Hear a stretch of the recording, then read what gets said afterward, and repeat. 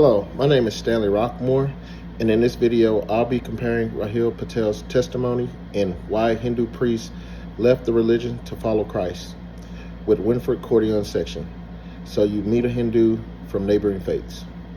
Patel's journey reflects many key elements that Cordion highlights. For instance, Cordion stresses that Hindus often find comfort in spiritual practice and religious identity, yet many are open to spiritual conversations, especially when approached with respect and genuine love. Patel, a devout and disciplined Hindu priest, began questioning his faith not because of disrespect or debate, but because of a personal, internal spiritual emptiness. This illustrates what Cordion notes. Hindus are often not looking for doctrinal arguments, but they may be deeply moved by the love of Christ and the personal nature of the gospel.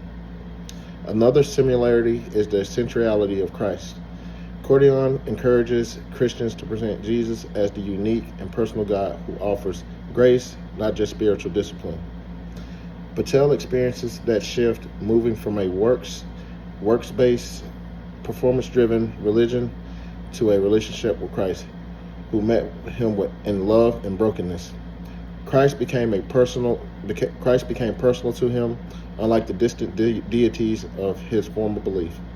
What Patel's story emphasizes, but is not deeply explored in Cordion's section, is the emotional and identity struggle involved in leaving Hinduism. Patel talks about loneliness, depression, and even suicidal thoughts, showing how costly it can be for someone to step out of a deeply rooted religious system. This emotional toll is a critical piece for Christians to understand when witnessing to Hindus. If I were speaking to someone like Rahil Patel, someone raised in Hinduism but sensing that something is missing, I would begin by listening carefully. I would try to convince them through theology alone. I wouldn't try to convince them through theology alone.